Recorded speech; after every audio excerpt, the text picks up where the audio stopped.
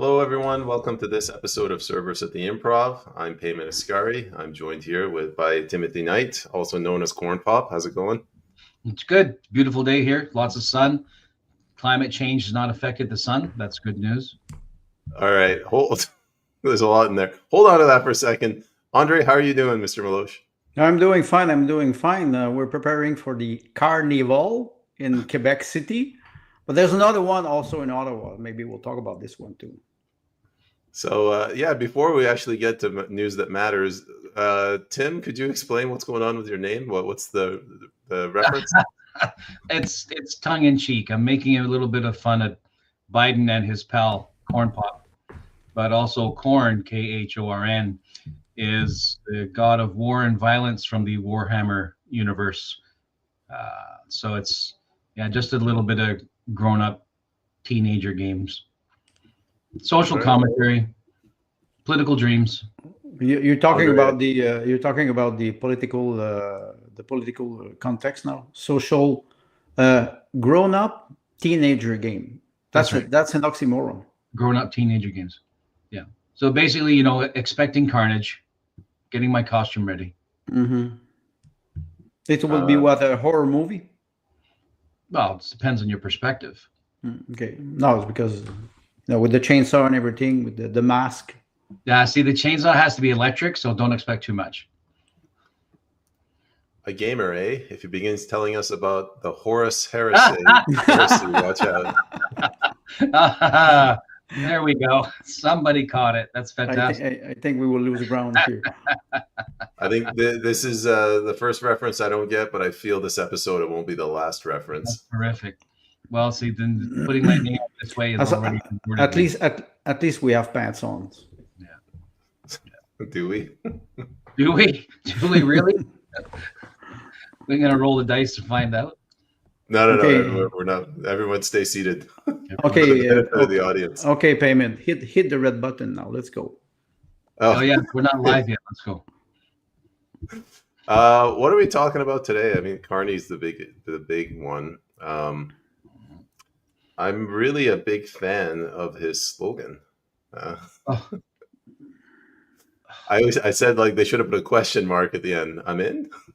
It just boggles the mind. I mean, I'm into marketing, and I'm into. He's in. It just I read this stuff, and my eyes just roll over, thinking, who is he paying to come up with these things? This is the blind leading the blind. You're literally taking. How old is Carney? Well, if he's paying, are you asking us if you're in? Are you telling us that you're in? Is this like a post-it note at the end of a love letter? Like, I'm in. One thing is for sure. If he's paying somebody by words, the man will not make a lot of money, because with three, I am in, and it's I'm in. He's not even am. I think he's saving money already. He's saying that he will save the economy. What's the next slide you had? I'm in and we're not. Right. Yeah. The George Carlin line, right? It's a big club and you're not. Yeah. Yes, and you ain't in. You ain't in it. See, somebody paid him for more words. But he is a boomer, so it's possible that he's not in. Yeah. Well, it's the. Yeah. I mean, exactly. I'm in a big club. Well, he arrived with the Volkswagen. Right. A white Volkswagen. Right. Volkswagen. It is people. Wagen, it is car in German. So Volkswagen. Look at the Volkswagen. Me, I'm very happy. If he promised this to every Canadian, I will vote for him immediately. That's did we the stretch limo Rolls Royce is entirely un-Canadian. It's British. It's British. Yes, right. It's British. It's absolutely British. Well, you have to understand. You have to understand. He's flying on British Airlines to come back to Canada. He has 3 passports, and he was the chief executive officer of the Central Bank of England, which is the city in London, which is not Great Britain, like the Vatican, and like Washington, D.C. Right. So they're not alleged to any nationality. He has 3 passports, the man. It's an organization, not a state. Yes. So, Wait, is the city of London sovereign like what Vatican is sovereign? Oh, yes. Peyman, Yes. don't tell me you don't. Are you not? You have to go there. Oh, can I? Can I open this up for Peyman? Go ahead. Yes, you can open it. Eyes glaze over. So you have the physical city of London, which is a city in the nation of England, right? And then you have the City of London, in quotes, which is an organization, a banking cartel operating outside of the Commonwealth rule in London. It's camouflage. Yes. And nobody gets it. It's brilliant. Well, nobody gets it. I was a business trader, and we have what we call a deal over the counter. No, over the counter means the bankruptcy of Enron in 2000 was they had 75% of their trading over the counter. It means outside of official trading. Yeah. So the city, it's exactly what you're talking about. Yeah. I'm going to ask you guys a question, and then apparently Wolf thinks it's perfectly acceptable for him to send me on errands in the middle of meetings. So I'm going to go check out his memes, and then I'll bring him over. But can you answer the question? Vatican, City of London, the Bank for International Settlements, and DC, are they all equally sovereign? Equally sovereign? I would say the Bank of International Settlement is the bank of all banks, the bank of all central banks. But there will be people who will tell you that all of the European banks, the big untouchable ones, bend the knee to the Vatican. So there is a hierarchical structure, at least theoretically.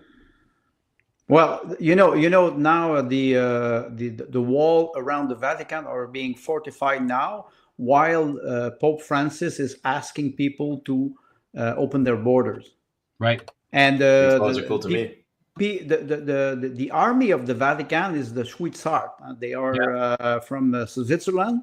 You mean the Templars? No, don't go there. But the idea is very interesting because you have a private guard, and they are securing the Vatican. And the Vatican has its constitution. It's not Italy. Yeah, it's not Italy. Yeah, it's in Rome, but it's not Italy. Yeah. It is a completely different country, the Vatican. Yes. It is its own recognized state, even when I was a kid. But it's a recognized state. The world, and the Vatican had its own map, even when I was a kid. Right, but Washington, D.C. is not as sovereign as the Vatican is. No. Officially, no. Okay, yeah, that's all. Okay, that bought me enough time to bring up this guy's memes. Good. Votes Mammon. That's good. What's Mammon? Mammon is it's a New Testament reference. God of money. God of money. Mammon is the name, the god of money. It's a Revelations reference. You cannot serve to God. Yeah. Unless you're polytheist. Yeah. Unless you're polytheist. In which case, you go to the altar on Monday and you go again on Tuesday. Different gods, different reasons. Near my river, I have a lot of stones. I carry a lot of stones because I have an old mill. And when I carry the stone, I pray with them. Right.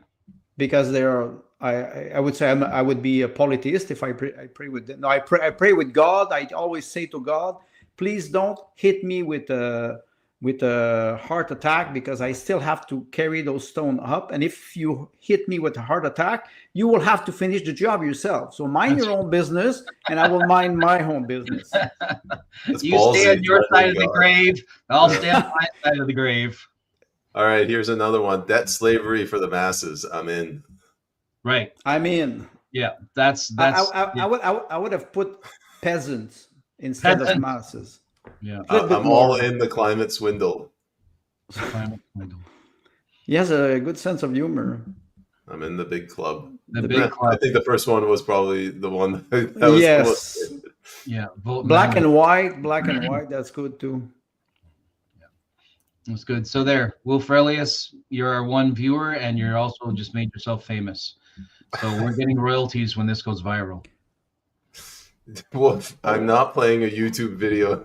I'm drawing the line, man. You're overstepping the boundaries.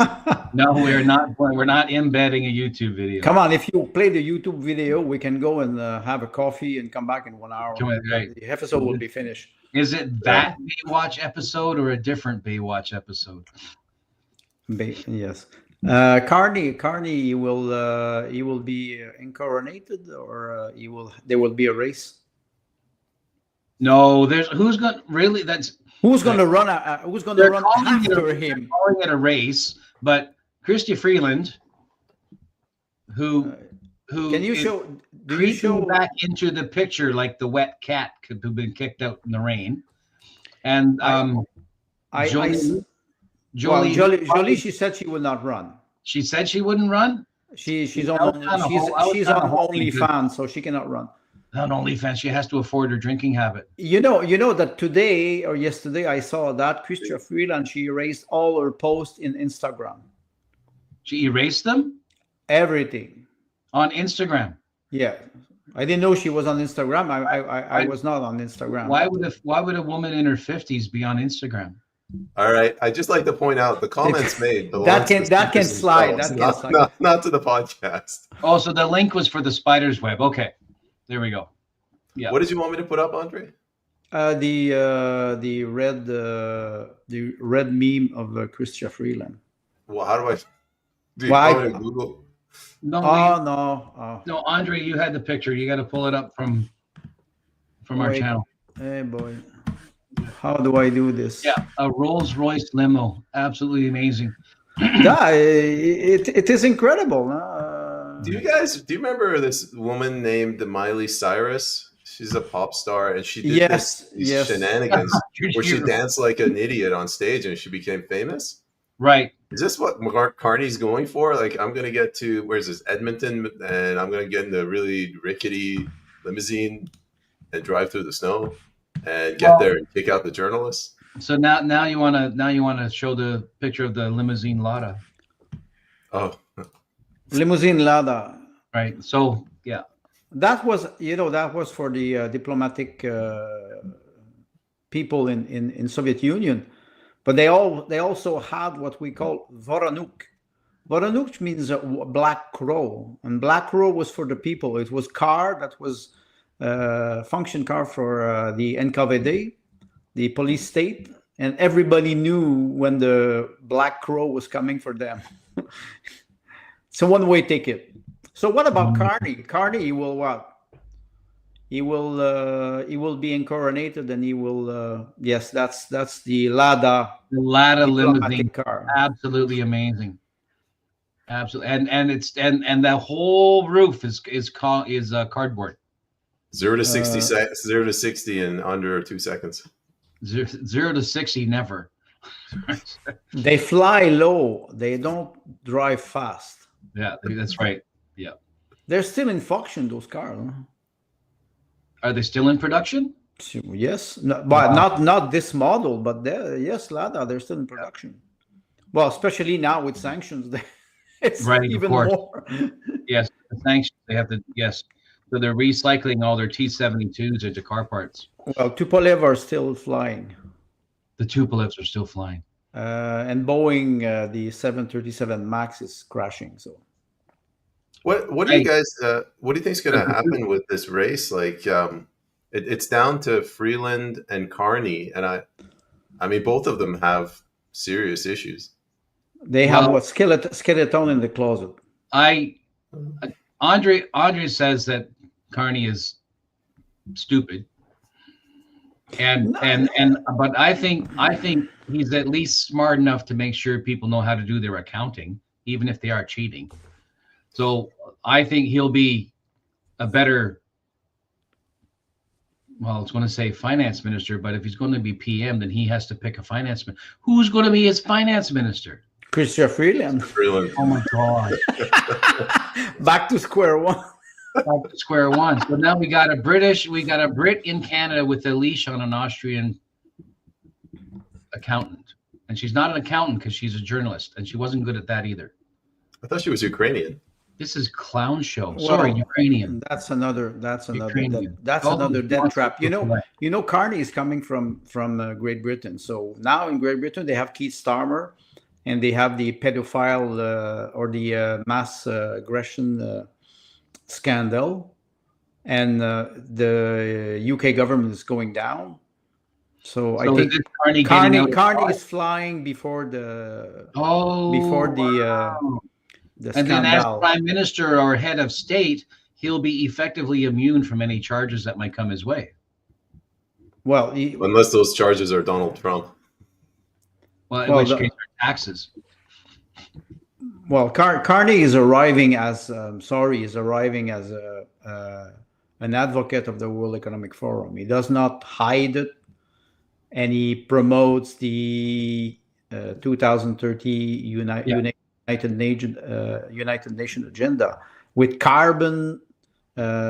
carbon market, and he goes directly in line with the climate change narrative. I will not say hoax, but I will say narrative. And there's no consensus on climate change, entropic climate change. This is not reality. Was it the IPCC? Is that what it's? International Panel on Climate Change. Right. Those are a group. It is a group of diplomats. They're not scientists. Right. And I downloaded the last report. It is 6,000 pages with the table of content. And I can guarantee you, if you are able to have a consensus in this document, which is very heavy to read, good luck. Right. Good luck. And I think it is very important when we talk about science and consensus. There's no such thing as consensus in science. It is dissensus. It's very important to understand that. If we arrive, but you know, the mainstream media, all the political class, they push this agenda for one purpose. And Carney is arriving with the same idea. He wants to distance himself from that, but he will not be able to do it. Come on, one day after his announcement, everybody's doing meme, everybody making fun of him. You know, somebody said he's the Michael Ignatieff 2.0. Oh, that wrestle, of course. Ignatieff is an intellectual. He's a university teacher, and he's a very intelligent man. That's why when I say Carney is stupid, he's not stupid. He's an intelligent man, but he's arriving with this aura of, you know, I will be an intellectual. I will guide you, Moses in the desert. Right. First of all, he doesn't have any political reputation. Yeah. He's a banker. Yeah. We use the term today, banksters, because we don't trust bank. And you know what? When during the Freedom Convoy, they closed bank account, they froze bank accounts. So do you trust your bank? You call your bank and you say, okay, can I have my money? It's not your money if you put it in our bank. No, they'd say, why? Why do you want it? Why do you want? In Europe now, you go and try to retrieve 1,000 euro, and they will ask you why. They will ask you a written reason to be able to retrieve 1,000 euros. And yet we sent again, I think it was 1 month ago, $500 million to Ukraine. Right. No, do we have a receipt for that? Well, yeah, it's a receipt, but it's in the shoebox.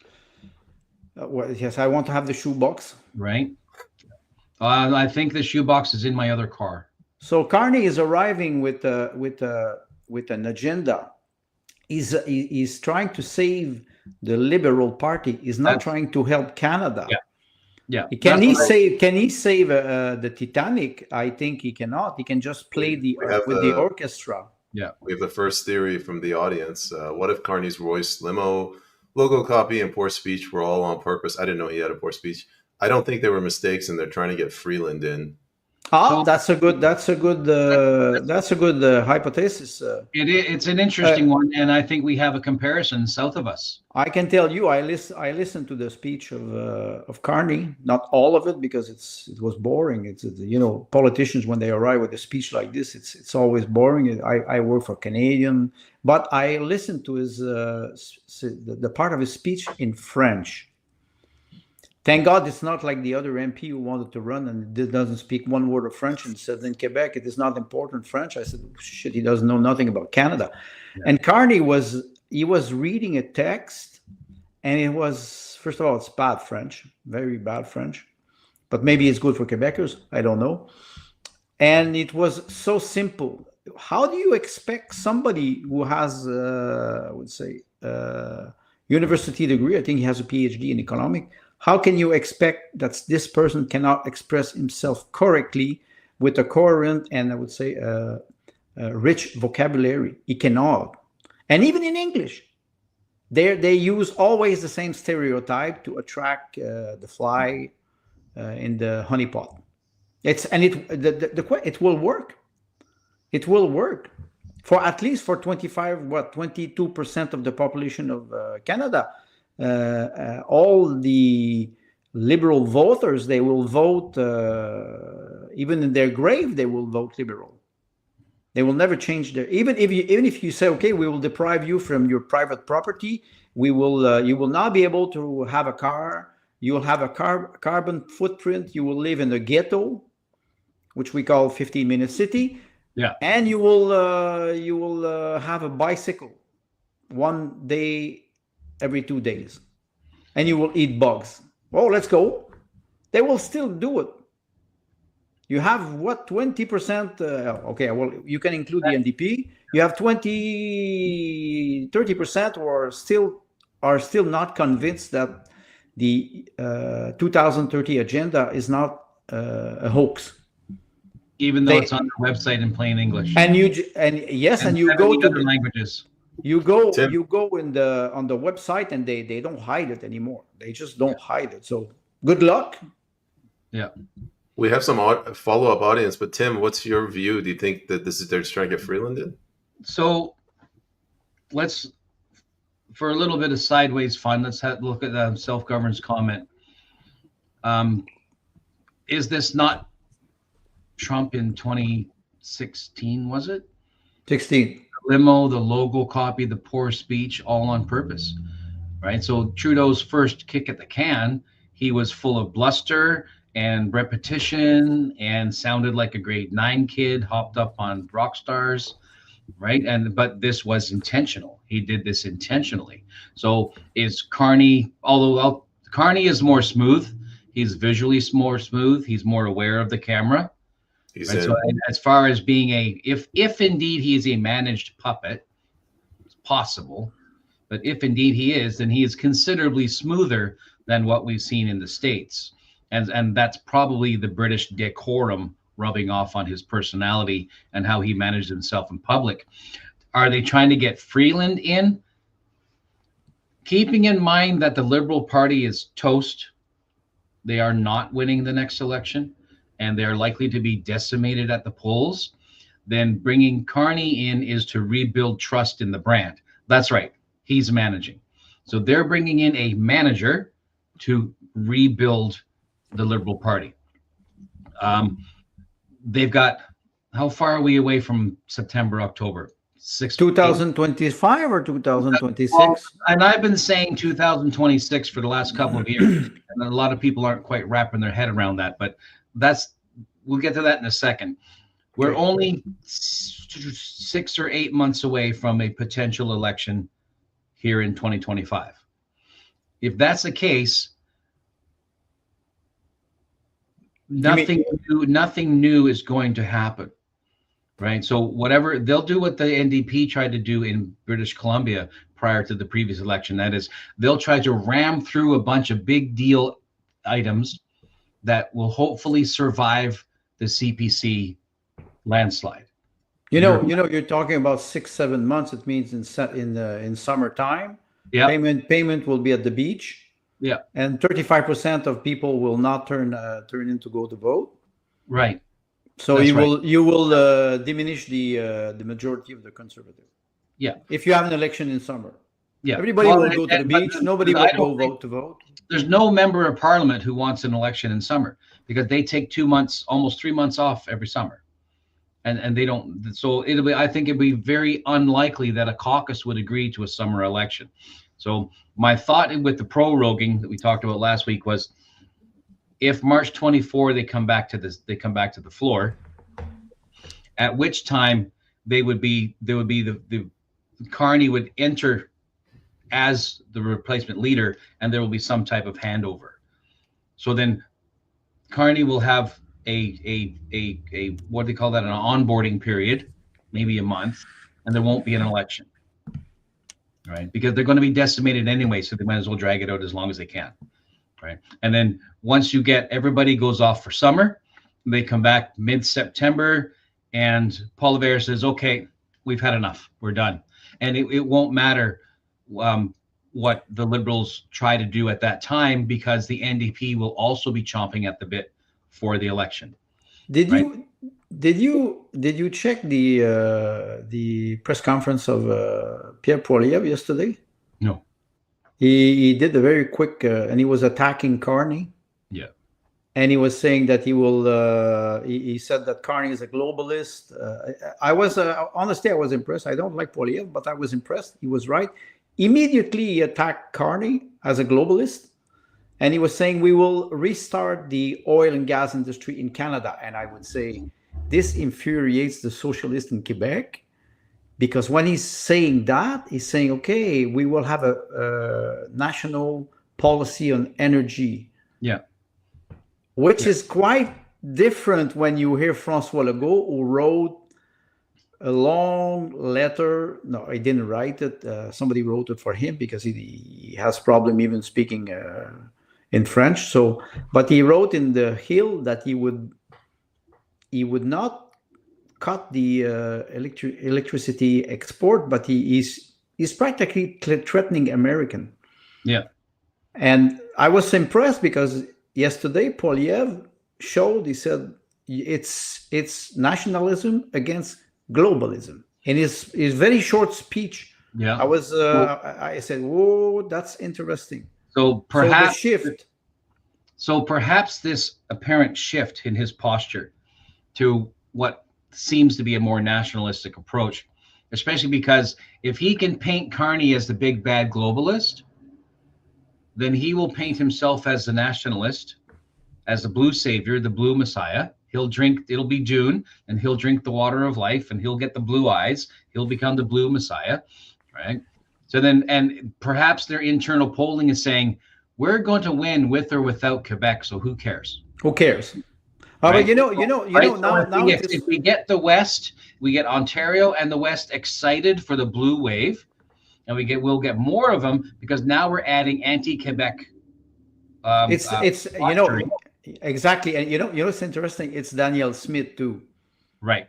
Because Danielle Smith, she's taking a very nationalist policy, nationalist instead of defending national sovereignty. And when you look at this, but I was looking at the poll, and now the Conservatives are starting to they're starting to push the Bloc Québécois in Quebec. Yeah, they're rising. They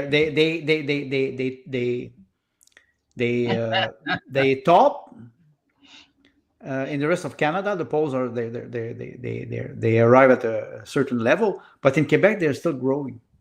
Because the bloc that now I think a lot of people in Quebec, they're seeing the bloc as something that has nothing to do with political representation. The bloc will never be the official opposition. The bloc will never be part of the government or even a coalition, because their sole purpose is to make independence. Even if I would say a dependence of the pension of their members of parliament. The front end of their pitch. Exactly. Right. But the back end of their pitch is, we're going to sit in the House of Commons and suck on the public teat. Yes. And I think Poilievre understands that they're gaining momentum in Quebec, and they're trying to consolidate their position in the rest of Canada. It's a strong policy. So I was surprised with the declaration of Poilievre yesterday. Why don't we go to Wolf here then? No, Carney is the shoe-in. He and the Liberal will offer UBI and try to sweep the legs out from under any change. He serves the Crown and the city. Well, I don't think Carney will offer UBI because the Liberals won't be in government after October. Yes, but I know that the Liberal Party is in favor of it, and I know that they're pushing it, and that UBI is probably the gateway into central bank digital currency. Exactly, that's very important to mention. I know that myself on a disability pension, and then so the others, the seniors, and certain types of welfare recipients and whatnot, even EI, these funds that are being transferred to these beneficiaries nationally and provincially are already done digitally. Right, so the deposits are made digitally already. So there is about 30% of Canada is already very familiar with a central bank digital currency model, with the exception that you can also move cash around. So there is a psychological threshold that's already being met for people to accept UBI, especially if UBI bumps to a flat $2,000 a month, which I think is the goal, because if you look during the mandates with the, what is it called now? It was the emergency income. The emergency payments was $2,000 a month. $2,000, and I think that was a test. And that was a test. Right? That was a test. So the Liberals have already tested UBI via these COVID support payments and whatnot. So, and you already have about 30% of the Canadian population that is already familiar with living a lifestyle under primarily digital currency. So except for one thing, they can cut the funding anytime. But like they did. Yes, you call your bank and says, we don't know you, Mr. Knight. You don't have a bank account here. Oh, it's frozen. Call. You have to, social credit. Michel Chartrand, who was a union leader in the 1970s, 1980s. He was very harsh, but he was pushing for UBI at the time. He was saying universal basic income means that, we will help poor people. And that was a Crédit Social at the time in Quebec. And they bring back this old idea that the best way to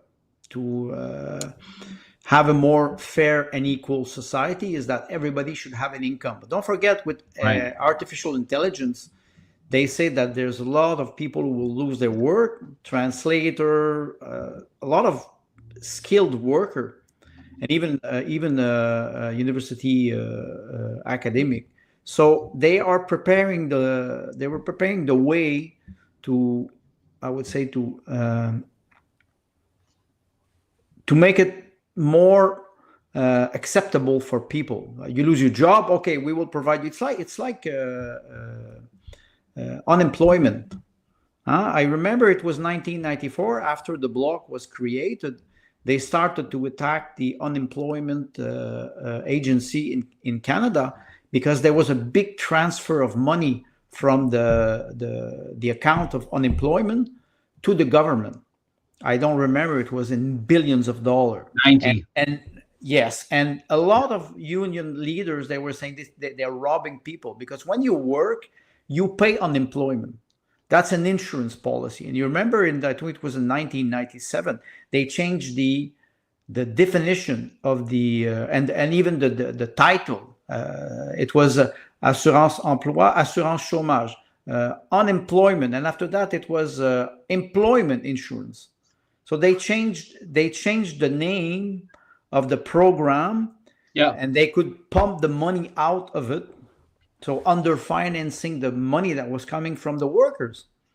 And what are we seeing now is this is okay, with the universal basic income, we will provide a basic income for every Canadian. Yes, okay, but if you comply with climate change, if you comply with carbon tax, in Quebec now they are, like I said last week, they are implementing the electrical vehicle quota, and you see it everywhere. They're pushing this. So Carney is arriving with this nice presentation that he will be there for all Canadians. Yes, okay. If everybody has $2,000 per month, except him with his white limousine. I think where Wolf was going with it,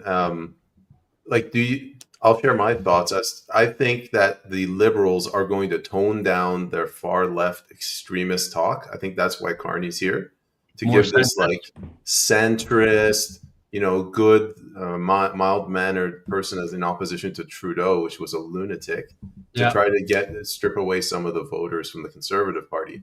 Or do you think that they're going to do the opposite's going to happen now, where Pierre Poilievre is going to actually move to the right and the Liberals are going to move even more to the left? I don't think Trudeau has to move to the right at all. Sorry, Pierre Poilievre. I don't think he has to move to the right at all. Right. I think he maintains his position and now gets to paint Carney as the globalist.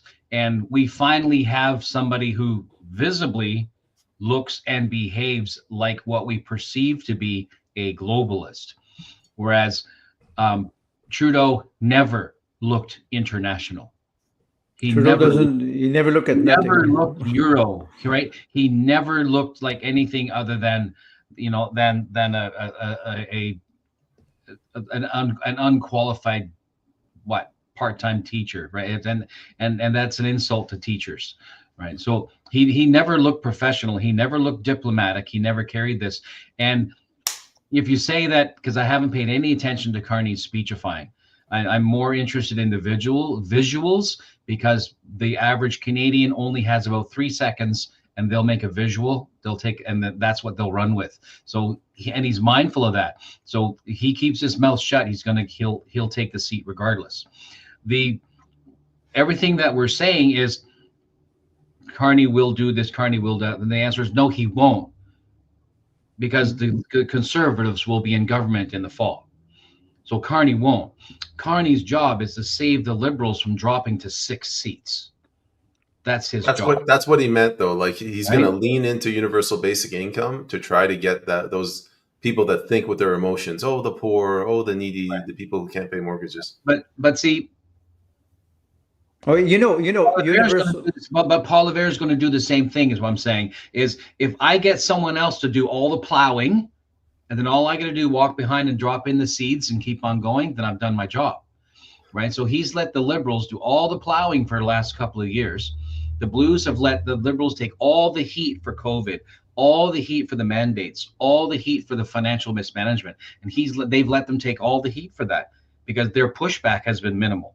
So now the Liberals are so hated, well, Trudeau primarily is so hated that they will not be able to stop a blue wave. And the idea there is we're looking at probably 2/3 of all seats going blue, which is astonishing, and that hasn't been done in Canadian history. So having done all that, and once he has a mandate that's that strong, he will then begin to talk to Canadians about building the homes and doing the jobs and all of the axing the tax.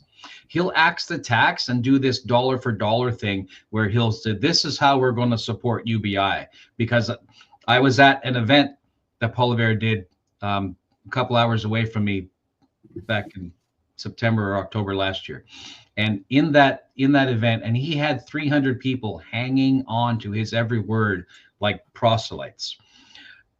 He had said that the programs they make will be funded by programs they cut. So he's talking about fiscal responsibility as far as balance is concerned. So then the question is, what's he going to cut to fund the things they're going to create? I just did some real quick math when you're talking about UBI.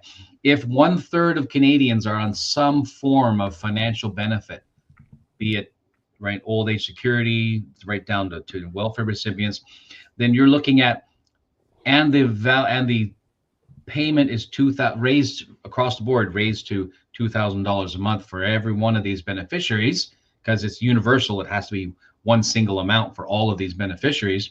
1/3 of Canadians are on some form of subsidization. You're looking at $312 billion a year. That's that's what I wanted to refer to, and this is very important. Who qualifies for UBI? You know, And who qualifies? who Yes, qualifies? What do we do with new immigrants or temporary foreign worker or students? How many students disappear now? 50,000. 50,000 If they didn't students. disappear, They they don't never know where showed they up. are. They And didn't disappear. They never showed up. they never show. During the pandemic, I saw people here. They said they called the ARC because they said some people they were registering their dogs. That's right. How they never checked who qualified for that. So you can imagine, like you said, it's digital. So, and today we know how hackers work. So you can imagine if you have this program. You said $312 billion a year. That's rough. That will be, yes, I understand that. It's rough. It is not, but the idea is there. You provide money for people who do nothing. No accountability, no responsibility, and no duty whatsoever. And I'm not against helping people. It's not the question. The question is, what is the balance? What's the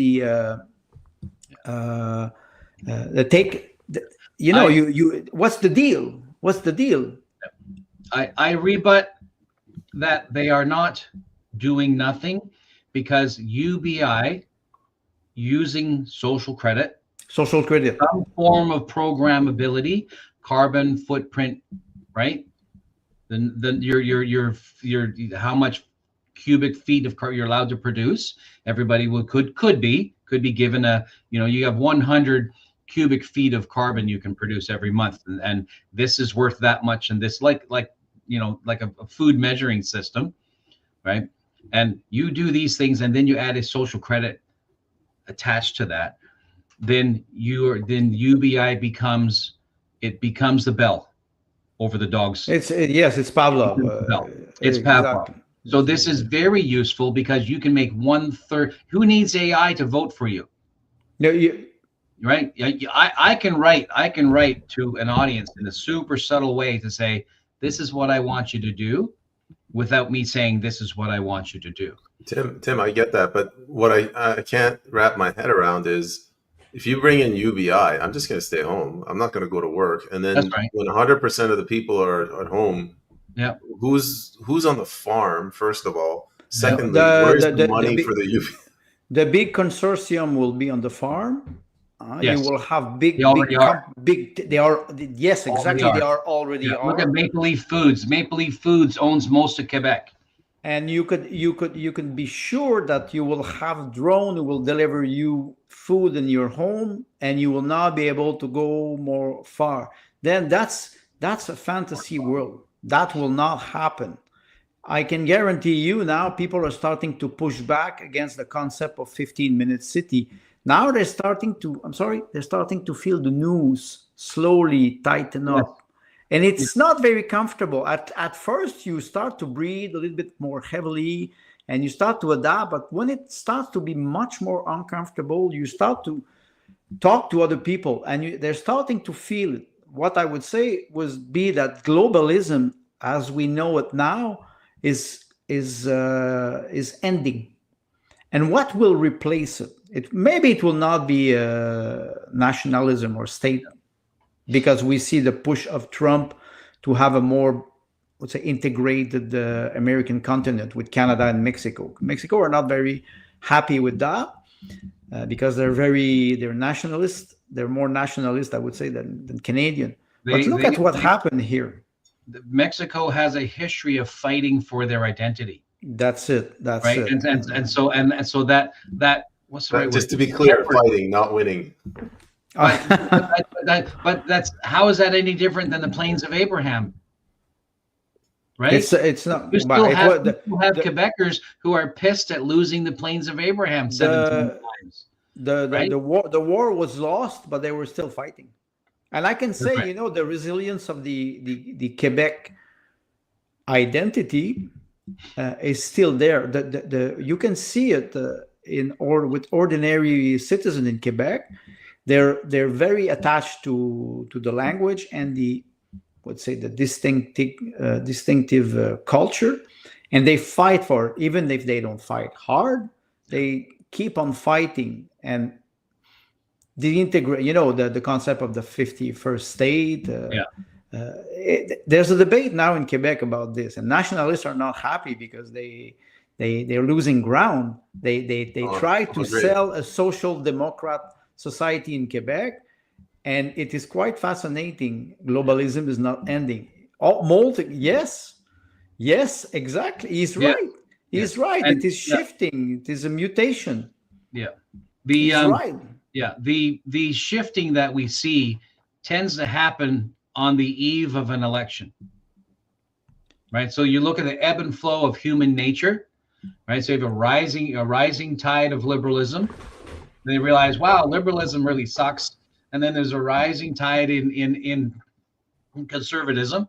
And then you find, conservative. And then 4 years from now, people will be, maybe 9 years from now, people will be tired of conservatism, and they'll push back toward a more. And this is the natural ebb and flow. So globalism, or these major philosophical or bureaucratic movements, they have to be the mountain, right, around which this ebb and flow moves.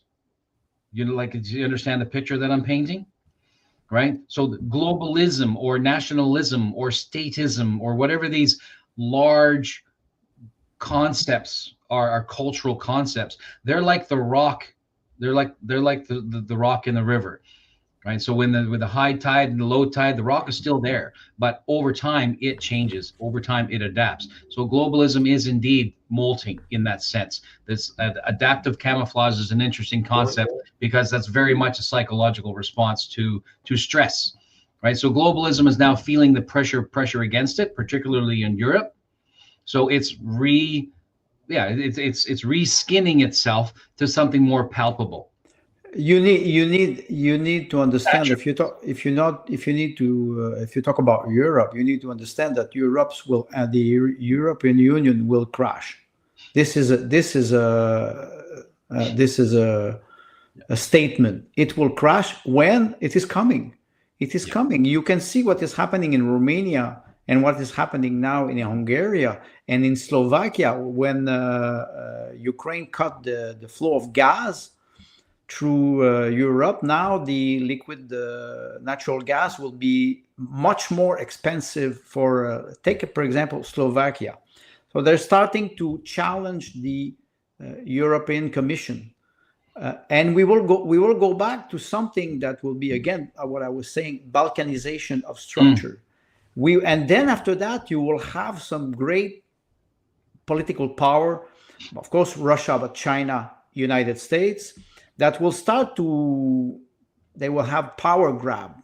If they cannot do it economically, or they cannot do it with trading agreement, they will use force. If they can, because we can look at United States with $30,000 billion of debt, only the federal debt, and with the level of corruption, they can try to take the Arctic, for example. But you need to be able to sustain the conquest. If you try to conquest a territory and you cannot sustain it, you lose your advantage, political advantage. If for example you would integrate Canada as the 51st state, or as, let's say, a mega United States, which is possible, it's a hypothesis, you need to be able to sustain that structure. You need to have an identity. Would Canadian people accept what we would call the concept of melting pot? I'm not sure, because Quebecers, they are very attached to their language. Alberta are very attached to their sovereignty. You have people who will push back, and you will create turmoils on the American continent. So the globalism, I would say it will be more shift of great power. I will not say we will go back to the century of empire, like the Austro-Hungarian Empire, the Russian Empire, but it will be change. We will have a big geopolitical change. Maybe we'll see in 5 years that maybe not the border, but the agreement between countries will have changed a lot. Diplomacy, it's always about changing. I want to go back to what I said about universal basic income. If 100% of the people are getting self-governed, says where are they just staying at home on $2,000 a month? Is this a serf sort of thing where Maple Leaf is going to make all the money and everybody else will just be living on crumbs? You answer your question. It's serfdom. It's serfdom. You pay them, they stay at home. You know what happens when you pay somebody at home? He loses hope. He doesn't have anything to. He doesn't have no Purpose. property, no dignity. He started to decay slowly, and one day he will ask maid. That's what happened in 2000 and in 2020 when they started to pay people. I have a small garage here. He does the maintenance on my truck, and I go there and I ask him, "Well, how's the job? He said, "I cannot have mechanics." I said, "Come on, it's in my small city. There's a lot of garage." He said, "They stayed at home for 2 years, paid for doing. They were making more money at home, watching Netflix, and they lost interest. And the sad thing is, it touched a lot of young generation. In their prime time, they were demoralized, they were depressed, and you pay them, and suddenly you see alcoholism. So, and yes, it's already happening. Yes, Japan is exactly. There's an economist in France. He's studying Japan since 25 years, and the level of the debt in Japan is now it's 250% of the GDP. Because is Japan productivity the essence of their national pride? Yes, and not that's what the difference in Japan. It's because you don't have a lot of immigration, so the debt relies on citizens. But now it is too heavy since 25 years, and it is right. He's right that it's already happening. Japan was a test, laboratory test. We're seeing it now here in the Western world. How we will react, I have the feeling that people will have to ask themselves, what can I will go back again to JFK. What can you do for your country?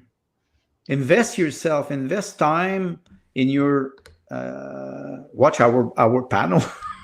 Yeah. But not only that, somebody said, start your own podcast. Try to, because we cannot deny the fact that social media has a very big influence. Yes. So why not use it? It doesn't mean that you don't have to go talk to your neighbor, but at least global world governance. I disagree with this, because I think that European Union now is exactly in the state of Soviet Union in 1987, 1986, 1987. So the dissension is in phenomenal, and people are fed up, and the superstructure does not work, but the corruption is there, and they try to hide it. You saw Charles's I forgot the name of the elected in Romania. The candidate that won the first round of the presidential election, he said he's a devoted Catholic, and he said, we will fight the European Union. They are now fighting the European Union. They're not just complying. Fico in Slovakia said the same thing. Viktor Orban, we know his policy. In Georgia now, they kicked out the president, that she had to get out of the country. They're fighting back the superstructure. And you see the same phenomenon when the Soviet Union collapsed. People started to say, that's enough. We take back our sovereignty. Right. Maybe it will take 5 years. Maybe it will take 10 years. I don't know. But like Timothy said, the movement is shifting on the other side. The pendulum is going back. How it will end, I don't know. Well, see, the thing is, going back to my analogy, if the river pushing over globalism is moving in a conservative direction, then globalism is going to paint itself as a conservative movement. That's the way to hide. The camouflage. So then my language as a globalist, so there'll be the UN, whatever's left of the EU, because if NATO loses funding and the UN loses funding, let's say depending on what Trump does, then the EU will crumble because that's a major source of its income. So you pull the plug on the money, these organizations will die because when a quarter of your money comes from the United States, you're not going to make it because they don't have a plan B, right? But so under the ideology of globalism, which is Marxism, under that ideology, if it says, well, the mood of the people is swinging conservative, then globalism begins to repaint itself as a more tribal, using tribal language, using nationalist language, right? So there you go. It is, and I agree that something like that is coming. That's that there are and AU it is what and North American Union. Yes. I agree that something like that is coming, and we're seeing these things on like there will whether we like it or not. Whether we like it or not. So the question is, under what flag, under what oaths, right? Under what standards, under what constitution will these people who live in these new unions, will they exist? So the pushback is this seems to be the natural flow of civilizations because we've seen this repeated. If we are on the end of a Western civilization, on the tail end, then are we going to take the reins ourselves, or are we going to allow our elected nobility and our hired kings to rule over and make those decisions for us? Right. So when people like those who are participating in the comments section, when they participate and they share, they're saying, these are the things that we see. This is alarming. This is what will happen. And so my thought is, yes, but we may not be able to prevent it, but I do think that we can move it. Right. I think that we can move it. Let's use an example, and it's not a good example, but the picture's there. A woman who's about to give breech birth. You have a quality, like a nurse or some other assistant who knows how to do it, can actually massage the woman's belly and move the baby into a position that is safe for that baby to be birthed. And so we're looking at a new form. It's a really bad analogy. A new form of government, or a new form of civilization. And that it appears that we, the baby, are about to be breached. We're going to have a very bad, because a bad birth means a bad childhood. There's a lot of right.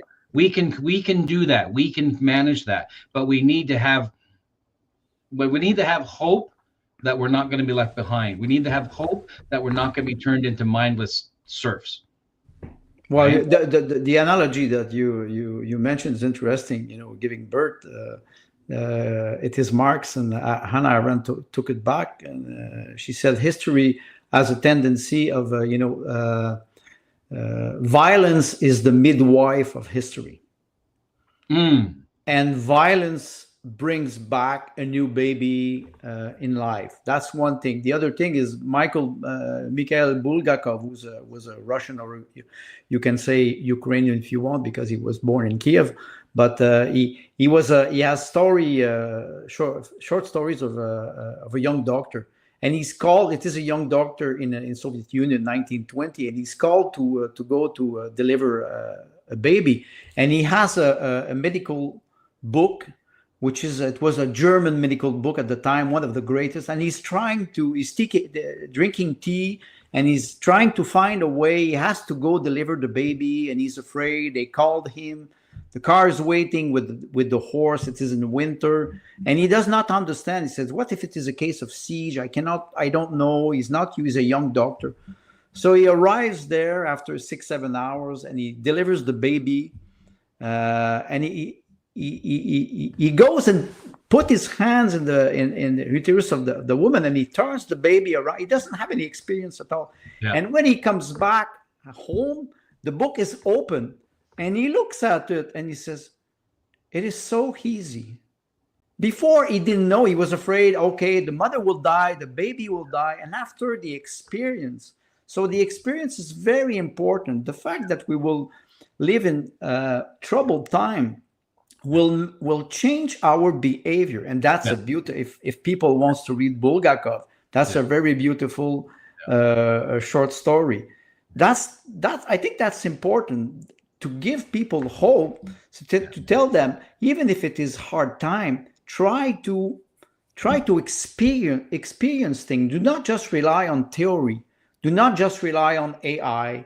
Do not just rely on technology. Try yourself to do things that are useful in your community. And after that, you will maybe change your perspective. Maybe we will not have great power to have a decision over global geopolitics, but at least we can exchange those ideas and experience them.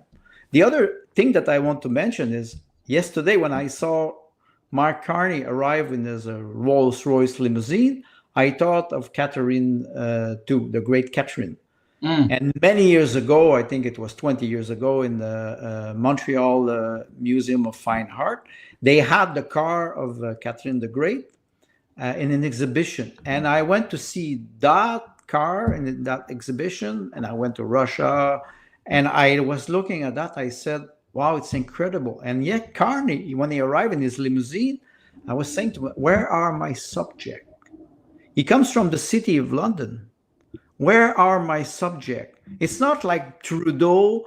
Trudeau is the son of Pierre Trudeau, so he's like, it's like a small. I will not compare the Trudeau with the Kennedy, but the analogy is there. Trudeau is vulgar. Bush Jr. Well, and Carney is noble, and he arrives like the representative of the king.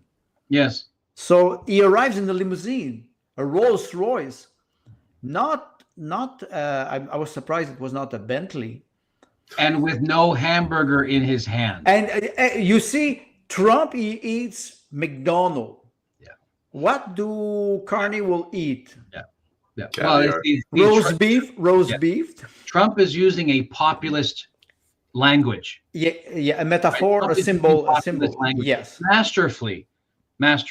Whether we like him or lump him, he's gotten results. Well, he was a garbage truck driver, so you can.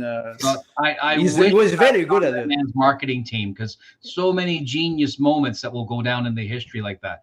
But so Carney comes in, and you're right. Carney comes in, waiting for he was the exiled captain of industry and diplomatic relations, right? Returns back to his homeland after many years at sea and conquest, establishing trade and diplomacy, putting the Queen's flag into every piece of land he steps on. Now returns home. That's what he's waiting for. I knew it. He's waiting for his triumph. His triumph. Yeah, but of course. Where's my parade?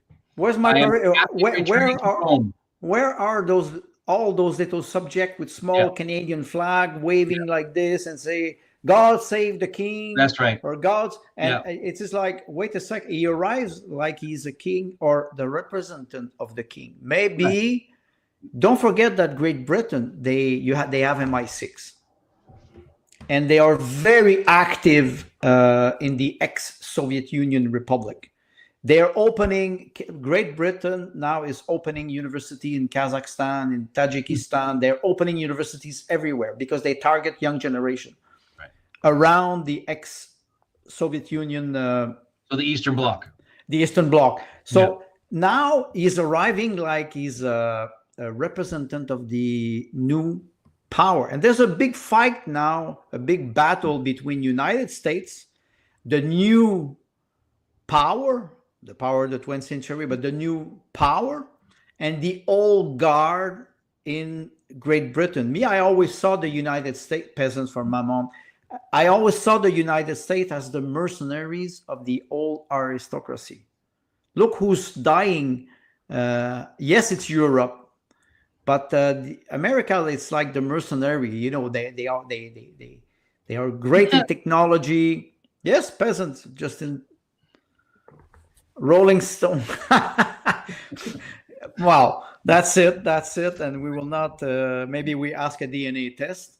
We would be surprised with Margaret St. Clair and Fidel Castro. But you understand what I mean. The where we stand now is at it's at the edge of history. History is changing. Do you guys know this guy, Kim Philby? No, I don't know him. I don't know the name. But I will definitely ask my wife. Maybe she knows him. He's one of two characters, two people that the character of James Bond is based on. The other one was Stalin's spy, Robert Sorge. Yes, the Soviets, Robert Sorge was very interesting. He was hanging in Japan, huh? Yeah, apparently the guy who hung him said he was the most amazing person he'd ever met. Like, he denied everything till the end. But he denied everything, and he was hanged because Stalin said, "We don't know any Mr. Sorge." Yeah. That was quite fascinating. But that if he start with Soviet Union or Russian literature, I can talk about Solzhenitsyn and what I discovered recently. So, but maybe for next time. Next time, yeah. Anyway, go Google this guy. Yeah. That's everything. That's good. Yeah. So looking at so colonial Europe is in its death throes. Those death throes may be another generation in the making. 20 years. Colonial Europe is done. Yeah, Germano, English, Russian, right? Where you don't even see the French in there.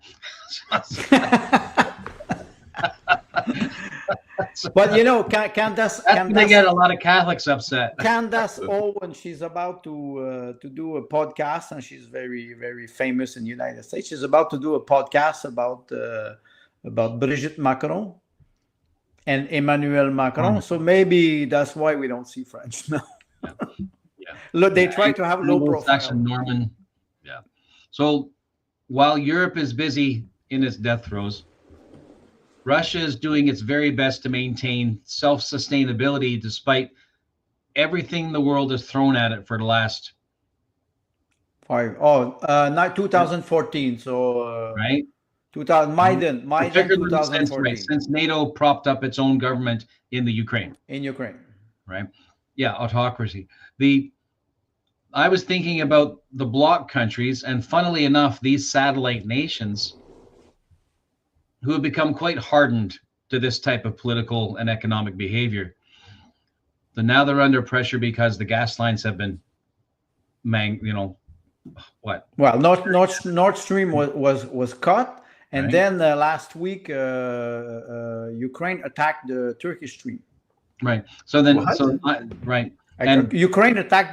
They did not do any damage, but they attacked the Turkish stream. The stream, the gas, the pipeline that goes down and goes back to Europe. Yeah. So my thought is, I'm curious if China's One Belt could not offer an energy solution to the Eastern Bloc. Well, they're working on it. The idea is that, and this is where Erdogan comes in the game, because Erdogan now is playing against Israel in Syria. Yeah. So you see the shift, the global shift. That's not only economical, it's geopolitical or ideological, and you have to play on the three level. If you play in diplomacy, you have to sustain your economical agreement, but it has to go according to your ideology. Let's say we take Trump, make America great again. Does he want to have just an economical, strategical power? Because he will take Arctic, he will take Greenland, he will start to push Canada. Or does he want to have a more imperial attitude? Then he needs vassal. Then he needs serfdom. Then maybe but you see, European Union now, they're starting to they're going down. Germany now is going down 40-50%. And Alice Weidel, the leader of the Alternative for Deutschland, she said, if we win in February, we will restart Nord Stream. And Thierry Breton, who's a senior advisor at the European Union, he said, if the alternative for Deutschland win in Germany in February, we will do exactly the same thing that we did in Romania. Cancel the election. This is a statement from Thierry Breton, I would say the assistant of Ursula von der Leyen. So they're admitting that they did a coup in Romania, and they say if in Germany, if the alternative for Deutschland win, we will cancel the election. That will be the end of Soviet Union. Mind you, this is the same nonsense they said about Trump. I don't know exactly the phrasing, but they said, Biden must not concede the election even if he loses. That's what Hillary Clinton said. You are right. 2016, they tried, when Trump won, they actually tried to decertify. They did what they accused them of doing in 2020. They did it for 4 years with the Russian collusion, and they lost. And it was in July when they replaced Biden with Kamala Harris. Yes. And usually the power in the United States is always transferred peacefully. And I remember one of the first statements was, we will not conceal the election. But the landslide was too big. They could not rig everything because I think they had a lot of people who were double checking or controlling ballots. So they could not change. So they tried to, but they could not. They cannot do it. It doesn't mean they will not try to do something. Look at what is happening since the beginning of the year in the United States. Look at BC's election just a few months ago.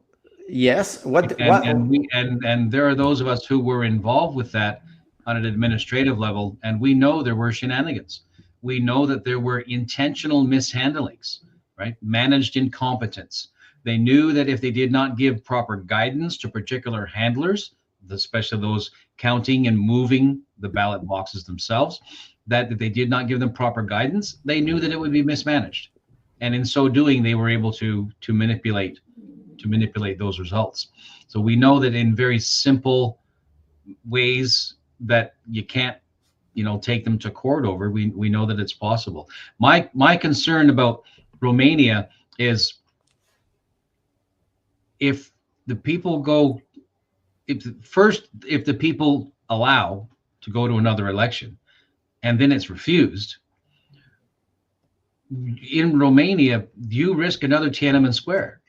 Well, right. So at which point will Prague 2.0 happen? Well, they want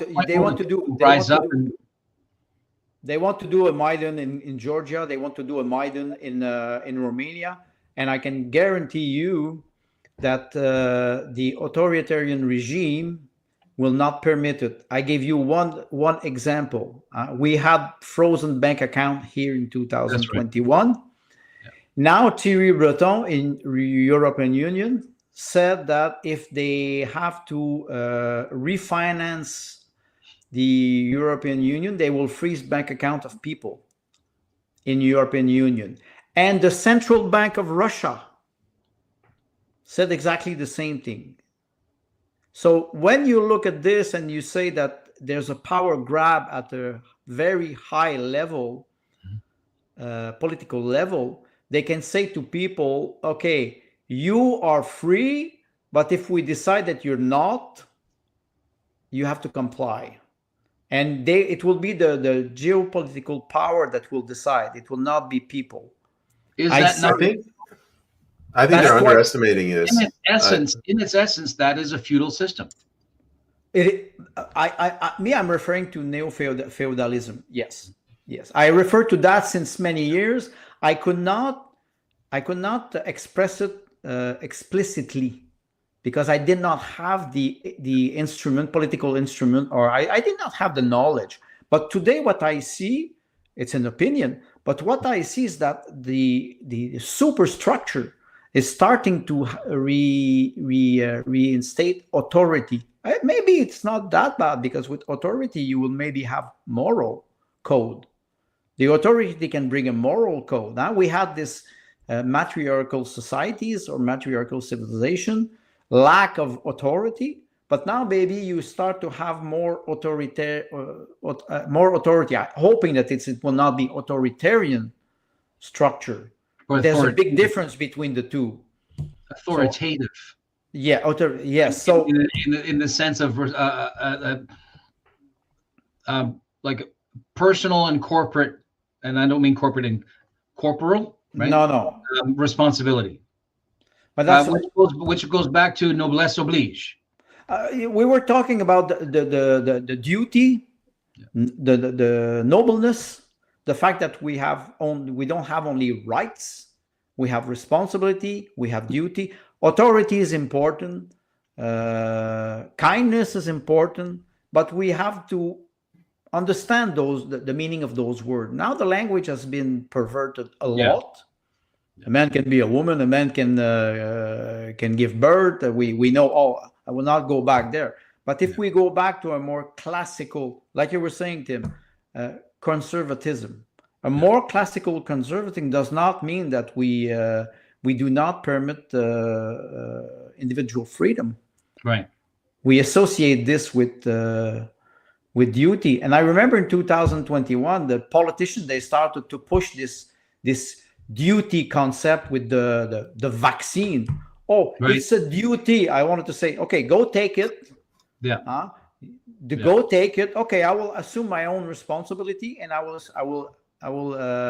assume my duty, the common good. But take it first.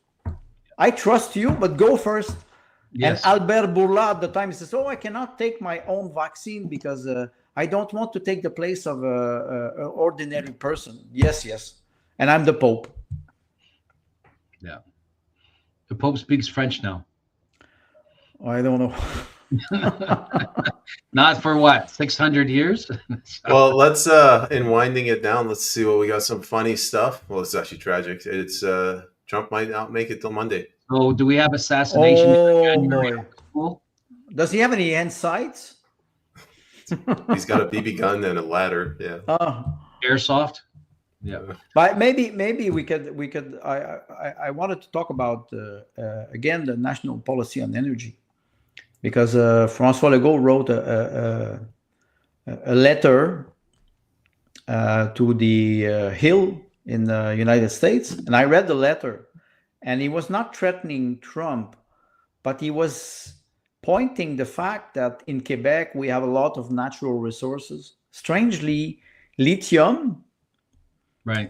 Aluminium, but he never mentioned gas and oil, because here there's an omerta on natural resources, what they call fossil energy.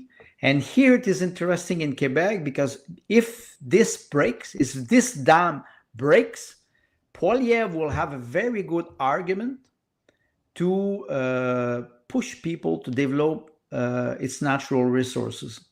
And I can refer to something in Quebec City. They're pushing for the tramway now, which is the tramway is supposed to cost $12 billion. And Poilievre said, we will not put more money than we already did, $1.2 billion, and there's no tramway. And it is part of those 15-minute cities. So Poilievre is arriving and saying, we will develop a natural resource energy policy in collaboration with Trump, and Quebec will be isolated. François Legault is stuck because the exportation of natural resource in Quebec, it's essentially hydroelectricity. Yes. And he cannot cut that because we have contract. You can try to cut it, but you will end up in court. That's the first thing.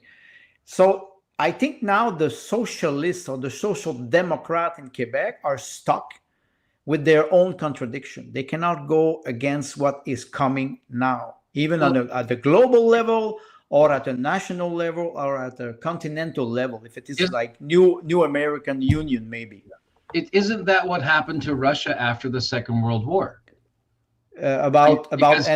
Because Russia during, First World War, they backed out because they got into so much trouble. It was just not feasible for them to participate. By First World War, there was first of all there was a civil war, and there was the putsch against the Tsar. So So then the Second World War, he's trying to, with the agreement with Germany, he's trying to forestall what they figured would be the inevitable, and then sides with the Allies, pushes back, and then insisting on sitting at the European table, insisting on sitting at the international table, and insisting that the other nations accepted Russia on Russia's terms, and that's Quebec regarding Canada. Russia. I would say just Soviet Union, not Russia at the time. Sorry, okay, Soviet Union. What the political structure, right, is similar to Quebec's political structure, insisting that Canada accept its engagement on Quebec's terms. You know, this is interesting what you're saying, because I would refer to what you said in a previous episode. You were talking about sovereignty of provinces.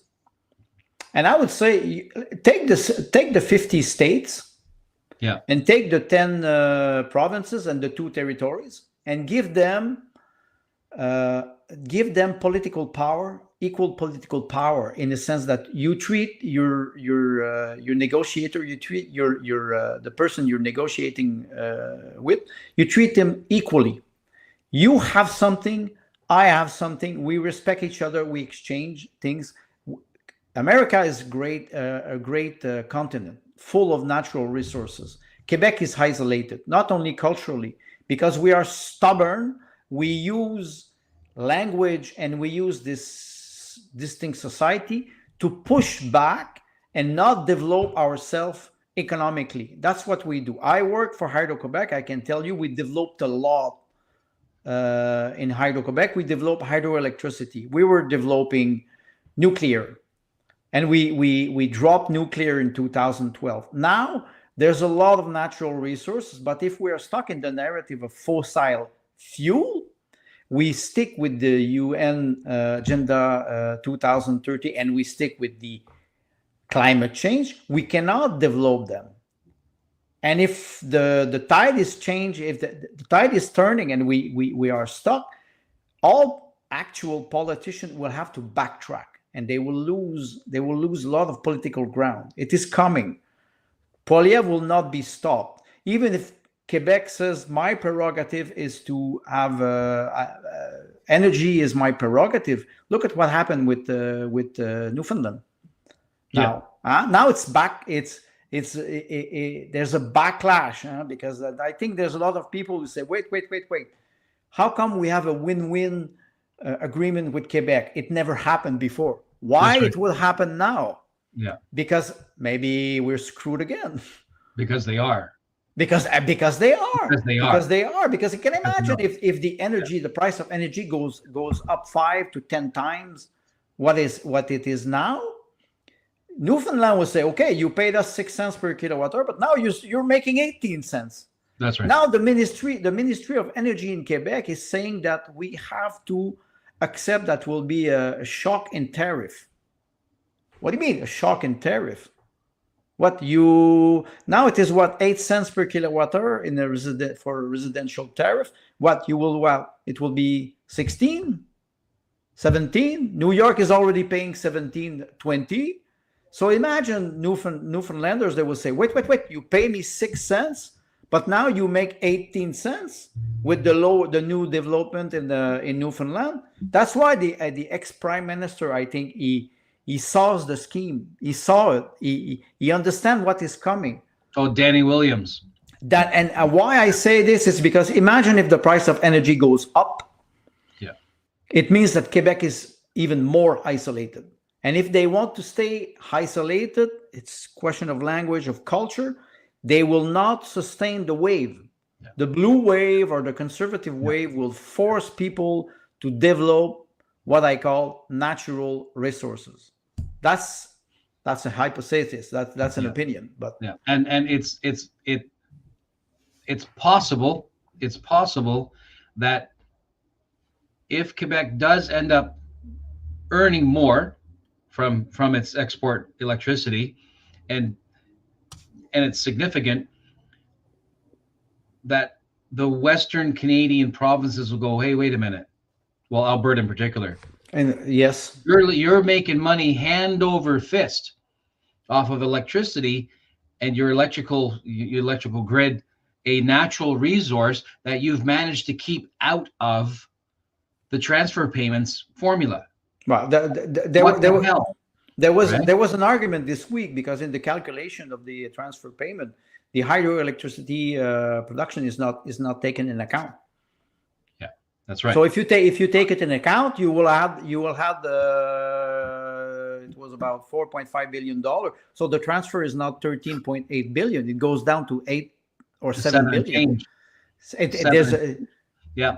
So you can imagine, and honestly, if you're treated equal, should not be transferred. There should not be transfer. Like I say, in 2012, I was not aware of that. I think it was this Stockholm syndrome that I was suffering for. It is not. If we want to defend Quebec, we have to defend our sovereignty. Energy is a provincial prerogative. Today, I tell myself, wait a second. If I work with the rest of Canada, we can develop a national policy on energy. It does not undermine the specificity of Quebec. No. But then you add the Trump component in the equation, and Trump arrives and says, "Okay, I'm asking you to be partner. Partner. First, fix your border problem. Fix your social problem." Yeah. And then after that, we can have a national or a continental policy on energy, because on the other side of the planet, you have Russia, you have China, and don't forget, you have Iran. Iran is working with Turkey. So they are they have megapole of economical power. And I think Trump understood that. It's okay. Either you work with us or we will just eat you alive. Right. And if we're intelligent enough, we will put down those barriers and start to talk to each other. Yeah. Honestly, not politically. That would be important. That's a very interesting element. I was at a PPC candidates event the other night, and one of the things that he did differently that I thought was very good, it was a dinner. And after the dinner, he spoke for about 5 minutes and then opened to the floor. And he said, if I'm to be your representative, I need to know what you think. I need to know what you want. It's not good enough for me to tell you what the party wants to do. It's not good enough for me to make promises to you that we're going to fix this and do that and do this and that. I want to hear what you have to say. And of course, the entire table breaks out into 7 voices, 12 voices, all saying their own thing. There was a bit of a cacophony, but it was fantastic. I watched because here were people mostly middle-aged and older, that the audience that it's attracting right now. Those are people who have said, okay, that's enough. I'm going to be politically motivated, politically active. But they all began to share what they were thinking, and they all began to say with it. And that was very, very good step. And I think that that's different than what's been happening previously, the last 20 years even, because now people are finally saying out loud what they've been stressed about, saying out loud what they're concerned about. And some of the information they're sharing is not completely accurate. Some of it's flat wrong. But not important. That's not the fact. That's right. Psychologically, I feel rewarded when somebody just listens to me. That's exactly that. Right. And so the listener listens and does not correct me, does not cajole me, does not add on top or modify. They just no contentment. That's right. And so everybody in that room, even though there were some loud voices and people talking over each other, because you unpop the cork, this massive dissentiment or dissatisfaction being given a voice, right? Look at our comments section here. We have people who know the things that they know and need to express the things that they need to express, and just allowing people to have that expression provide some relief and provide some hope, because they, as people share, and even if it's just among their family and friends, their vision begins to crystallize. it forms and reforms, and they modify it and they adjust it even in themselves. And that develops a surety, right? That develops a surety where the individual themselves becomes confident in what they think and what they feel and what they desire. And then that's the same way we talk about with every episode. You take that desire to see change, and you be the change, pardon the the Hallmark card, but become active in your community, whether you're a football coach or you're active at Girl Guides or et cetera, et cetera. You become so municipal level in town hall, become a counselor, join your school board, provincially become involved in provincial politics and federal politics. Find your way into these social civic organizations and participate, because as your voice clarifies and as you become more sure of the way you see it and the way you want it expressed, you will find others who will have that same expression. And maybe our podcast is to help people to find that crystallization. Well, you give them voices first, you listen to them, then it's not enough, because like you see, I wrote this article this week, populist movement and political strategy, the top down. The image that I took was an image that a picture that I took in 2012 in the intake of La Sarcelle power plant in Quebec. And it's a big tunnel. It is incredible. And I was trying to find, I like to find classical painting to put in my article. And then I said, I have a very beautiful picture. And I went to take it, and it's very big. It's the intake of the turbine. And it's the idea of a tunnel. You have one person at one point who tells you his conception of reality. Then you have to translate it in a political movement with a goal and a deadline. You have to be able to say, okay, what are you expecting? I expect that my children will be able to achieve housing. Okay, we will promise you that your children will be able to achieve a house, to buy a first house. How do we do that? We have to determine a strategy. We have to know, because the structure is sick. We know it will be difficult. We cannot promise you the moon, but we will help you. And you have to be able, as an individual, to measure it. You have to be able to see if it is an improvement. What did we see in the last 6 years with the pandemic? We saw a degradation of the level of life of people everywhere. Of course, people who are more rich, they don't feel it as much as people who are poorer.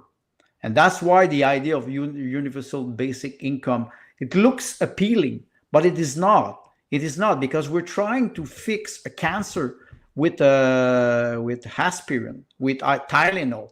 Don't do that. Go to the roots of the problem and listen to the despair of people, and try to develop a strategy, a long-term strategy. You need short-term action, but long-term strategy means you need a strategy. If it's only a movement, you do not have. It's like, I think Peyman, he said one of his, he hosted the space, and he was saying exactly that. He said, they're moving the goalpost. I can win all the time if I move the goalpost. If I do not define a good strategy and a goal that I will achieve, and if I miss, I will accept that I did not achieve the result, and I will do a post-mortem. What do we see now? They always move the goalpost. You can never be rewarded or recognized for what you do. I think it's important that people will start to feel it pragmatically, economically. In Quebec, it's incredible. We are, I'm sorry to say this, we are a third world country province, because we are receiving $14 billion per year from the rest of Canada. And we are not developing our natural, and we are proud that we're not doing it. How other Canadians feel about this? They're not feeling very happy. And it's not a way to negotiate with people. I think we have to open our borders in a sense that we have to negotiate with people, and we have to stop playing with words all the time. That would be a good start. I think Trump shook the column of the temple. And Poilievre understood the message. Carney is arriving, like you said, to try to save the liberal brand, because he cannot do nothing else.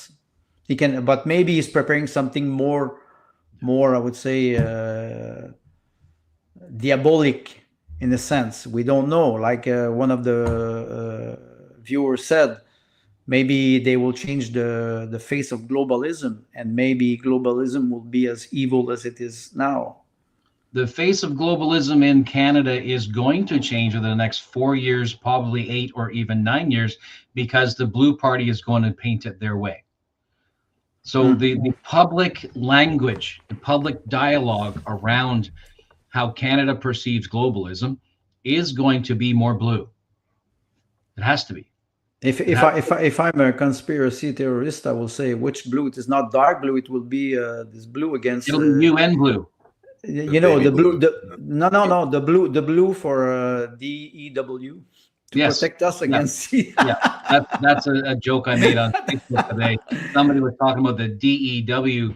That's it. I will be censored now. They were asking what was a proper shade of blue. I said, well, let's try the UN shade of blue.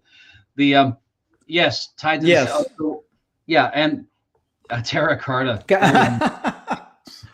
And see, we are talking about Warhammer universe. We're talking about Terra. Financialization of nature. That's true. That's exactly what is happening now. I'm reading a book from Maria Pumier. I will do a podcast in a couple of weeks. Her book is Merchandising Human Life. She's talking about abortion. She's talking about sterilization. This book is it is very painful psychologically to read this, and it is based on facts since 25-30 years. And yes, financialization of nature, meaning financialization procreation. The universal basic income could also be a threat. You don't have children and you will have $2,000 per month. We go back to this utopia of control, birth control, eugenics. In the world. Yes. In the world. It's so close to Brave New World. It's crazy. It's mostly, yes. Yeah. I made a joke on Facebook because I'm primarily on Facebook. I made a joke and I said that social media is the new sacred ground, right? And the euphoric relief, the dopamine hit that people are getting from social media. This is Soma. It's Soma. Drug. Yes, exactly. Exactly. Right. Drug that's used in Brave New World, SOMA, which is itself is a joke because it has to do with Soma being a reference to sleep. Yes, right? Sleep, right? Psychosomatism, and Ramstyle. I made a. Yes, he's right. He's right. I made a note here that UBI is UBI is minimum wage for the masses. It is. It's taking the concept of minimum wage and pushing it across the entire population, or as you would stage, as you would implement such a thing into your national policy, it will first go into people who are already effectively plugged into the system, which were people will be those on CPP or disability or other. Well, drug addicts, fentanyl or Peyman, Plan G, right? These types of programs, they are natural test beds for UBI. In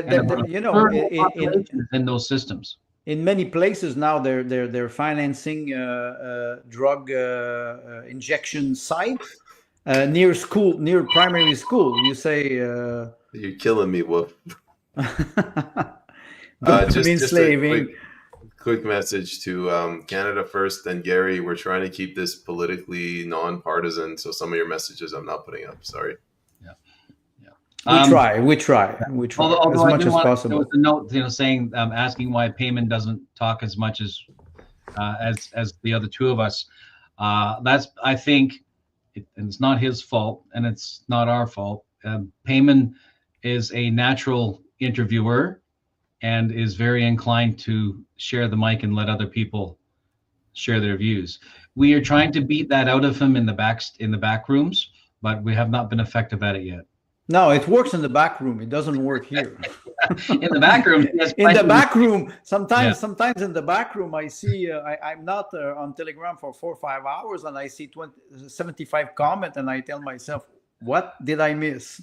So he's very active, very active. Yeah. So we want to get more conversation out of Peyman, and we're working on it. Yeah. Let me get this puppy up. Oh, come on, Wolf.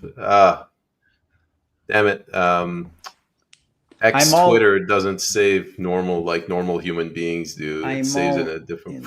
All right, I'm bringing up the privacy be damned. I'm just gonna go show everyone my inbox. Yeah, that could be bad.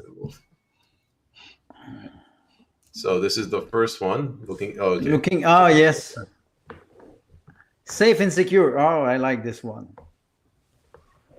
Yeah, just as a joke, if they ask you what you need the money for, just say something like drugs, prostitutes, or political assassinations. That was somebody did that. Probably not political assassination. That's somebody did that. He went to the bank and he said, "Okay, I want to have a sexual reassignment surgery, so I need $10,000." And wow. he started to bullshit the cashier. Yeah. And they had to call the manager because yes, you have to play their game. You have to play their game. You talk to me stupidly, I will answer stupidly, but with diplomacy. Yeah. With diplomacy. Then if it doesn't work, take out your gun. I have no idea what this is. That's he's a poet. I recognize my own writing. All right. Yeah, the dopamine trap. That is very good. Yeah. Tell him that I need to see this. It is very interesting. So Gary asked to watch Logan's Run. Logan's Run is classic, and it's very indicative of what we could probably expect 2-3 generations from now if we continue on this slide without stopping it. But we are already experiencing it. Now MAID, right? Yeah, MAID, which I call can gas, right? MAID, it is government-assisted suicide. Euthanasia. They play on the words all the time. And Logan's Run has that because they have a collective suicide event called Carousel or something like that in Logan's Run, where at 30 years of age they all collectively commit suicide. You saw this with the sect of Jim Jones. Right. You know, it is a cult. It is a cult. When we are starting to promote MAID, like medical assistance, this is not medicine. It has nothing to do with medicine. It's not medicine. It's not medicine. I was going to say every low budget sci-fi TV show has an episode on something like that. Well, because population, races, and age, and because it's a way to write cheap scenario. Well, it is an easy way to get something pushed out into, film or whatnot. But these events that continue to draw us back to a larger conversation or a community-sized conversations, TV, films, and stuff like that, is because this is part of the human psyche. It's part of our DNA to have a collective experience regarding, right, birth, right, passage, was that rites of passage, right, the pubescent years, marriage, right, the family raising, conquest, which is employment and creativity exercises, and death and the thing. These are human experiences. The problem with North America creatives lately is they're very cheap. There's not a whole creativity or respect for the material. I can make just a small correction about you said it's part of our DNA. I would say it's part of Pfizer DNA now. I'm serious. That's why I refer to AI and I refer to technology, or what I call techno-fascism. We are entering this world, and younger generation, they're not aware of what they're happening. You know, we were all 14 years old. We were all we're craving technology. We're craving novelties. It's normal, but they're not aware of how they can be controlled or manipulated politically, and that's dangerous. That's the responsibility of mature adult. To you know what protect. scares me is that even some of the adults don't see it. Most of them. But it is not a reason not to fight back. It's not a reason not to fight back. We have to be able to influence people. Look at is it Keenan Bext trying to get into the press conference of Carney. Press conference, and he's dressed like a 14-year-old. I wouldn't let you into my press conference, huh? I thought he was 14. Right? I wouldn't let you into my press conference either if you show disrespect to the process. He looks, this man's going to be the Prime Minister of Canada, and you think you can walk in there with a toque and a thrift store blazer and a protest T-shirt? Why not a woman? Why not a woman in bikini? It's what you're mentioning, Tim, is important. The protocol has to be respected. The authority has to be respected. Yes. Mutual respect is important. Yes. You can go on a beach in a bikini, but if you go in a restaurant, many years ago, you were arriving in a high-class restaurant that says you have jeans, you don't come in. They did let in a different journalist. It's okay. I'm being accused of unfair critique, but do you disagree with what I said? Right, and that what I said is there is an element where yes, what I'm saying is truth, what I'm revealing is truth, and what is important, and that's fair. But no one's going to hear you if you can't get in the room. So there is an element. This episode's falling apart. No. You have to understand that he's right. If you would be a drag queen or a transgender, you would have been accepted immediately in the Liberal rally. Yeah, there's a line you saw Trudeau, huh? Yeah. Trudeau he forbid Alexandra Lavoie from Rebel News, and when she asked him, it was in 2020 or 2021, she went into the press conference and she asked a question, and he said, "You're not a journalist. I'm not answering to you." She's Canadian. Why you don't answer to Canadian? You're afraid? Yeah. At the same time, though, when you have an audience with the king, there is protocol. There is protocol. Decorum. And if even though that a lot of us are in protest and revolutionary mindset because we are pushing back against an absolutely totalitarian system, in spite of that, we can't go in dressed in our Bermuda shorts and Florida.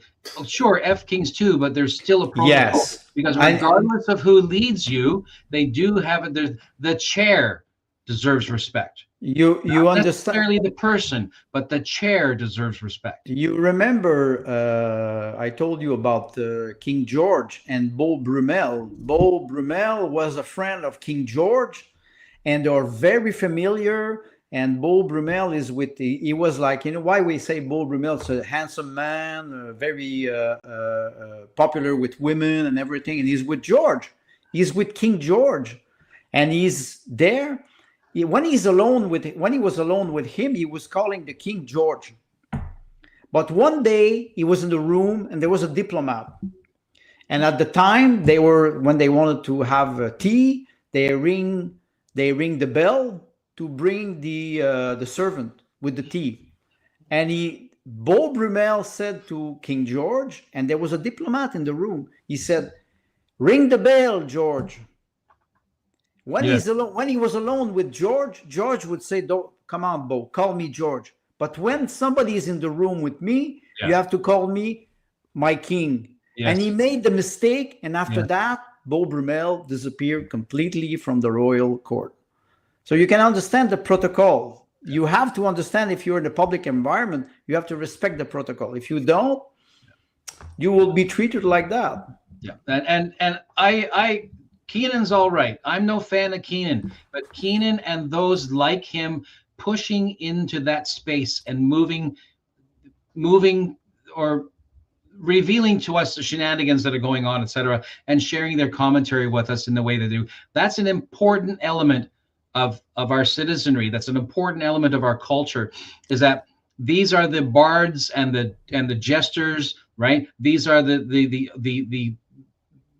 voices of our time who speak to the individual, right? Who speak to the populace. At the same time, even the jester, when he's making fun of the king, and that's a sacred role, he was protected in this role, knows there are certain lines he does not cross. He knows this, right? He knows, yes, the Loki archetype is important, but Loki doesn't piss off Odin, does he? Right? Loki harasses his brother. Loki does all the, right? He goes and makes sea serpents and does all these other twisted things because that's the role of the jester. And in many ways, modern journalists, particularly, that's a hard word all of a sudden, my goodness. Particularly. Thank you. Oh, there you go. The French Canadian. That's not even my language. Too many L's. Particularly, I did it. And during the last 5 years or so, and certainly since 2015, those voices are necessary, but the protocol is useful. Protocol helps us to maintain civility, right? There are lines, and like I said, I'm not a big fan of Keenan, but he plays a role, right? I'm not a fan of Lawton, but he plays a role. I'm not a fan of, who's the other one? Rebel News. Ezra Levant. I'm not a fan. I'm not a fan. Or I like how. I think that as they have grown in fame, they've become less relevant. Well, you know, what's his name? Mendes. I forgot his name, first name, from Rebel News. He was arrested. David Mendes. This man, I like him because he's always polite. Of course, he has his hat, but he's always well dressed. It's the hat. But see, the hat is his archetype. The hat are his Loki horns. But right? That's his mask. You know, everywhere he goes, you can agree or disagree with Rebel News, but everywhere he goes, he's always polite, even when he's arrested. Right. And that's quite. And I would say even this young man at the press conference of Carney, you know, when he went out. He was talking to the policeman, and he was very polite. Okay, forget about the hat, but he had a certain decorum. Right. I have to admit and that's his character. That's the character, exactly. Right. So the character, I think, a sound character, integrity, and personal strength, commitment to your own values, comes through whatever personality you're displaying at the time. And then, so that based on your audience, right? Voting for Carney, based on your audience, you will make a particular presentation of yourself. So as we find a lot of the protest voices, right, that rose up through the last 5, 7, 10 years, as they become less and less relevant because they age out of the moment they were born in, because the moment moves on, then new voices will step into that gap. This is fad 101, right? This is marketing 101. New voices will step into that gap. So then the people like ourselves stepping in, the work that Peyman is doing is extraordinary in that he's giving voices that do not get heard. They do more than 100 interviews of people who simply do not get heard, and he provides them. He provides that for them. Yes, but you see now Peyman is not speaking, but it's all his viewers that are commentating. Right. It's his fan club today. Yeah, we were talking about this before we went live. People, they're dressed like sloth. So Tim has made a personal decision to grow a beard. But like people who roll out of bed, don't shave, don't put a shirt on, don't put a tie on.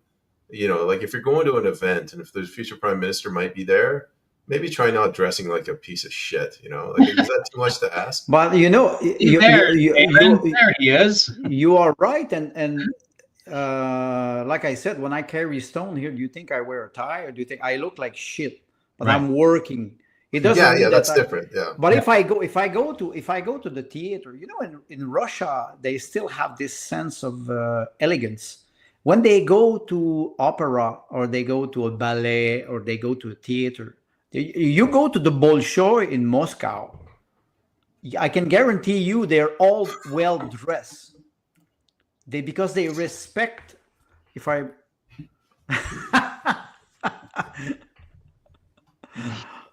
he doesn't have to worry because today grocery will be delivered by a drone. So then you answer the door in your pajamas. That's why you were saying, Tim, that now companies, they sell more shirts and suit or blazer than they sell pants. Now we don't have pants, so Yeah. I just wanted to respond to Wolf. He says he's never going to wear a tie ever again. That's fine, Wolf. But next time you see a fat, ugly politician like Elizabeth May, you can't complain about how they don't look professional. I don't know. I like if I don't wear a tie, I feel naked. Yeah. Well, I mean, as a civilian, right? As a civilian, you do what is right for you within the boundary of law and common. Okay, we're not doing that game. Yeah, this isn't that. This is not OnlyFans. Yeah. No. You know the concept of strip poker, right? They always lose. Don't loud because someone's going to want us to do that. We will not play that. We will not play that. Not today.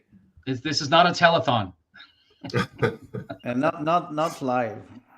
And thank you for joining us today. Yeah, the episode's run its course. So in wrapping this up, the episode has run its course, and our commenters and guests have completely taken us off script.